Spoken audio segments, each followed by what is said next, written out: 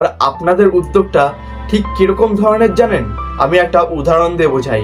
আমি আজ ঠিক করলাম তিলোত্তমার দোষীদের যতদিন না শাস্তি হচ্ছে ততদিন আমি আমার বাড়ির মা বাবাকে খেতে দেবো না। যেদিন শাস্তি পাবে তারা সেদিনই আমি খেতে দেবো। এতে বিচার কি আসবে নাকি আমার মাতা পিতা খুশি থাকবে?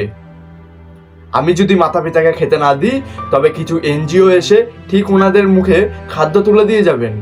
ওনারা হয়তো বেঁচে থাকবেন কিন্তু কষ্টতে থাকবেন। আমার নেওয়া উদ্যোগে কিন্তু ওনারা কোনো মতে খুশি হতে পারেন না, কারণ এই উদ্যোগটা অত্যন্ত আজব একটা উদ্যোগ।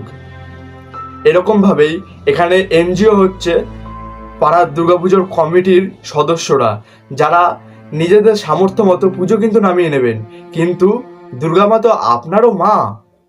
আপনি যদি পুজোর জন্য অর্থ বিনিয়োগ না করেন তবে পুজো হবে কি করে? পুজোর প্রসাদ কি করে পরিমাণে বৃদ্ধি পাবে?